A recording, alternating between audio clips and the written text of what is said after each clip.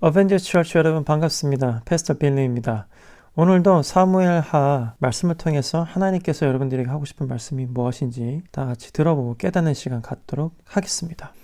오늘 말씀은 사무엘하 3장 6절부터 11절까지입니다.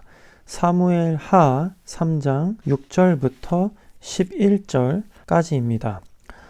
저번 주에 우리가 사무엘하 2장을 보았는데요. 오늘 2장의 후반부는 그냥 넘어가도록 하겠습니다. 다음에 제가 또 말을 하게 될 때가 있을 겁니다. 아브넬이 요압하고 마지막까지 어떤 혈전을 치르게 되는 부분인데요. 재밌는 부분이긴 하지만 오늘은 넘어가도록 하겠습니다. 아사엘이 죽었죠. 날쌘돌이 아사엘을 아브넬이 죽여버렸습니다.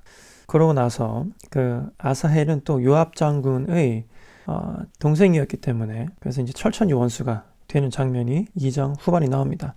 3장 초반에는 다윗의 아들들이 나오는데요.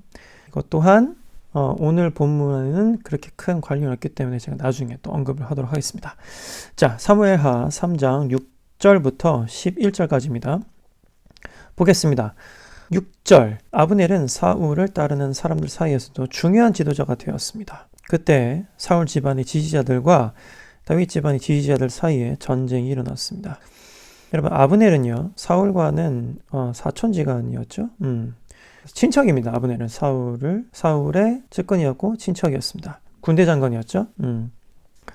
자, 7절을 보면요, 사울에게는 리스바라고 하는 후궁이 있었는데 리스바는 아야의 딸이었습니다. 이스보셋이 아브넬에게 말했어요. 자, 당신은 왜 나의 아버지의 후궁과 잠자리를 같이 했어? 그러니까 이게 무슨 상황이냐면 리스바라는 여자가 있었는데 이 여자는 사울 왕의 후궁이었습니다. 근데 이스보셋이라는 사울 왕의 아들이 지금 왕이 되었죠. 근데 이스보셋이 지금 아브넬에게 뭐라고 얘기하냐면, 야, 너는 왜 내 아버지의 후궁과 잠자리를 같이 했냐, 이런 얘기예요. 그러니까 8절에 보니까 아브넬이 이스보셋의 말을 듣고 매우 화가 난 거예요. 아브넬이 이렇게 얘기합니다. 나는 사울과 그의 집안과 그 친구들에게 충성을 바쳐왔다. 나는 당신을 다윗에게 넘겨주지 않았어. 나는 유다를 위해 일하는 배신자가 아니야. 그런데 당신은 내가 이 여자와 나쁜 일을 저질렀다고 말하고 있어. 이렇게 얘기합니다. 그 예전 버전을 보면은 이 여자가 리스바라는 여자가 부정을 저질렀다. 그 다음에 이 상황을 아브넬이 권력을 탐하기 위해서 권력을 자기 것으로 가져가기 위해서 그 선왕의 첩인 리스바를 취했다. 그 여자와 간통을 했다. 혹은 그 여자를 성폭행을 했다. 이런 식으로 해석을 하는 사람들이 되게 많습니다. 해석을 하시는 목사님들도 되게 많고, 성경 문자 그대로 보시는 분들은 그렇게 많이들 해석을 하더라고요. 근데 여러분, 저는 그렇게 생각하지 않아요. 9절을 봐봐요, 여러분. 이제부터 내가 다윗을 돕지 않는다면 하나님께서 나에게 끔찍한 벌을 내리실 것이요. 나는 이제 하나님께서 다윗에게 약속하신 일을 반드시 이루도록 할 것이요.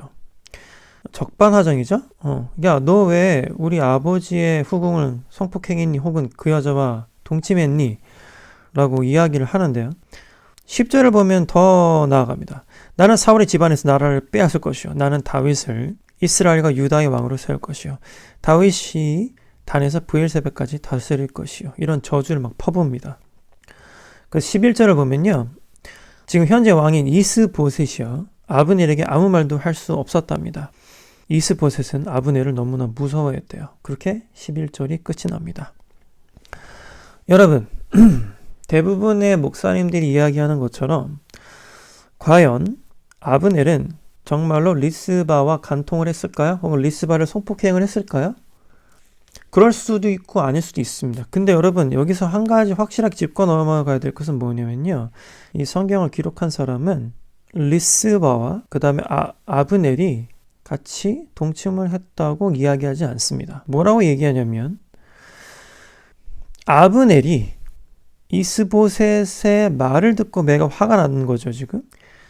이스보셋이 아브넬에게 이렇게 얘기합니다. 당신은 왜 내 아버지의 후궁과 잠자리를 같이 했어? 그러니까 지금 이 왕이 들었겠죠? 야, 아브넬하고 너네 아버지의 그 후궁인 리스바랑 같이 동침했다던데? 혹은 아브넬이 권력을 탐하기 위해서 리스바와 정을 통했다던데? 뭐 이런 얘기를 들었겠죠. 자기 눈으로 보았을 리는 없고요. 그 소문을 들은 지금 현재의 왕인 이스보셋이 아브넬을 책망하는 겁니다. 사실일 수도 있고 아닐 수도 있다고 생각해요.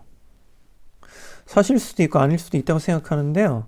저는 사실이 아니라고 사실 생각하는 편입니다.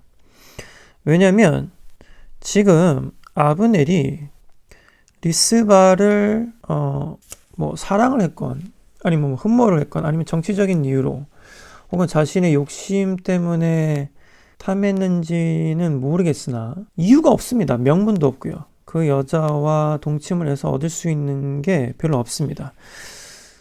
제가 봤을 때 이 아브넬이라는 군대 장관은요, 굉장히 똑똑한 사람이고 정치적 판단이 굉장히 훌륭한 사람으로 보여져요. 예를 들면 2장 14절을 보면요, 자기가 죽기 싫어서 전쟁을 할 때도 젊은이들을 일으켜서 여기에서 겨루어보자 이렇게 얘기합니다. 싸움을 못하는 사람도 아니야. 근데도 젊은이들을 일으켜서 여기서 겨뤄보자 이렇게 얘기합니다. 자기는 다치기 싫은 거죠. 자기가 다치는 것을 극도로 경계하고 아주 그 계산이 빠른 사람이에요. 2장 22절을 보면요, 아브넬이 아사헬에게 얘기합니다. 나를 쫓아오지 마라. 그래도 나를 쫓아온다면 너를 죽일 수밖에 없어. 그렇게 되면 내가 너의 형 요압의 얼굴을 어떻게 볼 수 있겠니? 나는 너의 형 요압하고 원수가 되기 싫어. 너 따위 내가 한 방으로 죽일 수 있지만. 그러니까 이 사람은 짜증이 났겠죠. 아사헬이 막 따라오니까. 죽일 수도 있었는데도 불구하고 앞날에 대한 포석으로 인해서 아사헬한테 점잖게 탈입니다. 야, 그냥 가. 내가 그냥 봐줄게. 가. 이러던 사람이에요. 세 번째 장면은 2장 26절입니다. 아브넬이 요압에게 소리질러요. 언제까지 칼로 싸워야 하겠느냐? 이렇게 싸우면 슬픔만 있을 뿐이라는 것은 너도 알지 못하느냐? 사람들에게 우리를 뒤쫓는 일을 그만두게 하여라 라고 점잖게 또 요압에게 탈입니다. 이게 말을 아주 잘해요. 결국에는 이 사람은 굉장히 자기가 의도한 바대로 이 상황을 만들 수 있는 굉장히 그 능력이 있는 사람입니다. 작은 것에 이 사람이 동요하지 않는 캐릭터예요. 이러한 치밀한 캐릭터가 과연 리스바와 잠을 잠으로써 자신의 입지를 구석으로 몰아가는 짓을 했을까? 저는 그렇게 생각하지 않습니다. 그래서 아마도 이 사람은 이렇게 펄펄 뛰면서 야! 내가 너한테 어떻게 했는데? 내가 지금 다윗한테 넘어가지도 않고 내가 너를 위해서 어떻게까지 했는데 네가 어떻게 나한테 이럴 수가 있어? 야, 나 이제 다칠 필요 없어. 나 다윗한테 갈 거야. 나 그냥 다 때려치고 이 나라를 그냥 다윗한테 넘길 거야. 내가 진짜 웬간해서는 사울이 마탱이가 갔음에도 불구하고 내가 진짜 사울을 옆에서 보필했는데, 그리고 너 같은 사울의 아들인 이 이스보셋 그 깜도 안 되는 걸 왕으로 모셔놓고 말이야. 내가 여태까지 이렇게 충성을 다했는데 말이지. 여러분, 저는요 이 상황이 진짜건 아니건 간에 이 상황은 그렇게 바람직한 상황은 아닌 것 같아요. 왜냐면은 만약에 진짜로 그 왕의 첩과 동침을 했다면, 그게 강제든 아니건 간에 그랬다면 이 아브넬이라는 사람이 결국에는 그 사울도 배신한 게 되고 지금 현재의 왕도 배신한 셈이 되겠죠. 현재의 왕이 이스보셋도 배신한 셈이 될 거예요. 그것도 상황이 안 좋은 거고, 이게 만약에 진실이 아니고 누군가의 모함이었다면 이거는 지금 그 아브넬을 누군가가 모함을 했고 이스보셋이라는 지금 현재의 왕이 적절치 못하게 정치적인 행위를 하고 있는 셈이 되는 겁니다. 이게 무슨 얘기냐면, 이게 사실이라고 했을지라도 지금 정치적으로 봤을 때는 이스보셋의 이 대응이 너무 성급했던 것이 아닌가. 왜? 11절에 보면은 이스보셋은 아브넬에게 아무 말도 할 수 없었습니다. 이스보셋은 아브넬을 너무나 무서워했습니다. 이렇게 나와요. 자, 아브넬이 실제로 힘도 있었고 그 다음에 정치적인 입지도 탄탄했나 봐요. 그러면 불리한 이스보셋은 그 불리한 그 현재의 왕은 잠자고 있었어야죠. 적절한 때를 노려야 하지 않았을까요? 지금 여기에서 불같이 들어 일어나서 결국에는 어떻게 됐어요? 아브넬은 다윗 쪽으로 넘어가 버렸고 자기를 투항했죠. 결국에 이스보셋은 그 어떤 정치적 세력에 의해서 살해를 당합니다. 그 다음에 아브넬도 결국에는 나중에 이제 또 우리가 보겠지만 살해를 당해요. 그 요압의 원수가 되어버리는 바람에 요압이 아브넬을 죽여버립니다. 그러니까 이 그림이 있잖아요, 여러분. 되게 재밌는 게 예전에 그 선조와 이순신의 그림하고 아주 그 오버랩이 됩니다. 예전에 있잖아요, 여러분. 그 많은 사람들이 선조가 이순신을 굉장히 질투를 많이 했다라고 우리가 알고 있잖아요. 그래서 처음부터 싫어한 줄 알고 있는 사람들이 많습니다. 근데 사실 선조는요, 이순신을 처음에 굉장히 좋아했나 봐요. 처음에 이순신이 그 일개 종육품의 지방관인 정읍 현감이었는데 무려 한꺼번에 7단계를 뛰어넘게 해서 졸라자도 수군 절도사로 임명을 합니다. 이게 한꺼번에 7단계를 승진시킨 거래요. 그래서 이게 지금의 계급으로 하면 육군 소령 정도에서 한 별 하나 혹은 별 2개 정도, 해군 소장 정도 되는 그런 직책을 맡긴 거라고 합니다. 그러니까 처음에 굉장히 좋아했나 봐요, 선조가. 근데 나중에 이 이순신이 입지가 굉장히 올라갔죠. 선조는 백성을 버린 왕이라는 어떤 평판을 듣기 시작했고, 이순신은 백성을 위하는 아주 그 용감한 장수라는 백성들의 평가가 엇갈리면서 선조가 사울처럼 굉장히 시기 질투를 하게 됩니다. 이순신을. 지금 이스보셋은 아브넬을 질투했는지는 모르겠어요. 아무튼 근데 지금도 어쨌든 왕이 이 무장, 이 장군을 지금 굉장히 싫어하는 셈이에요. 그렇죠? 근데 정치를 잘하는 사람은 이런 상황이 되었을 때 경거망동하지 않습니다. 지금 11절에서도 보면 이스보셋은 아브넬을 굉장히 두려워하고 있죠. 왜냐면 아브넬이 실제로 싸움도 잘하고 힘도 있으니까.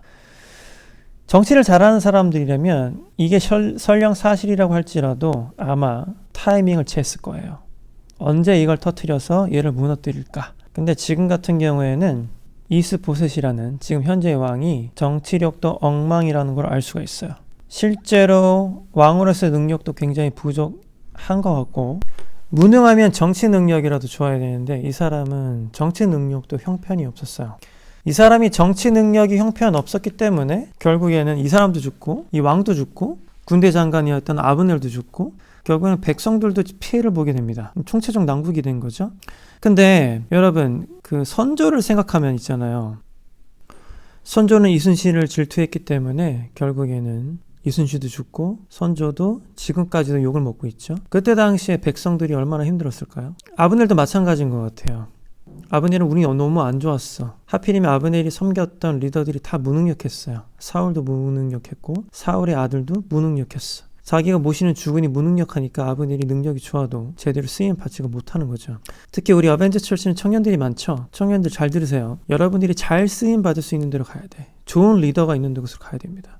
굉장히 무서운 얘기지만 제가 과연 여러분들에게 좋은 리더일까 항상 고민하고 있는데, 여러분 좋은 리더가 있는 데로 가야 돼요. 여러분들이 신앙생활을 하건 직장생활을 하건 여러분이 사업할 거라면 여러분들이 좋은 리더가 되어야 돼요. 그래야 여러분들을 따르고 있는 사람들이 피곤하지 않습니다. 혹은 따르고 있는 사람들이 죽지 않아요. 자, 우리가 여기서 뭘 배울 수 있을까요? 생각해봐요, 여러분. 어쨌든 간에 거시적인 안목으로 보자면 이렇게 수많은 우여곡절이 있었음에도 불구하고 하나님께서는 하나님의 방법으로 다윗을 왕으로 만들기 위한 작업들을 계속하고 있는 거예요. 그러니까 생각해봐요, 여러분. 이 아브넬이라는 사람이 사울의 후궁과 잠자리를 했건 안 했건, 그것이 뭐 참이건 거짓이건 간에 어쨌든 하나님의 방법으로 하나님의 타임라인대로 다윗이 왕이 될 수 있도록 그 모든 상황들이 다 이렇게 이루어지고 있는 거죠. 근데 다윗은 뭘 했어요? 다윗은 참잠히 기다리면서 하나님의 때를 기다렸던 거지. 다윗이 여러분 지금 당장 얘네들 다 칠 수도 있었어요. 그럼에도 불구하고 다윗은 기다렸죠. 7년 반이나. 그 안에 하나님께서 이 모든 상황을 다 정리를 해주신 겁니다, 여러분. 알겠죠? 여러분들 원수를 여러분들의 손으로 갚을 생각하지 마세요. 하나님께서 다 정리해 주실 거야. 그 안에 여러분들은 성장하시면 돼요. 다윗은 또 7년 반이라는 기간 동안에 계속해서 정치력을 쌓고 성장했겠죠. 성장하세요. 여러분 원수 갚을 생각하지 마시고 원수는 하나님이 다 갚아주시는 것 같아요. 이런 식으로. 그러면서 하나님의 뜻을 잠잠히 기다려보는 겁니다. 예수 그리스도도 마찬가지예요, 여러분.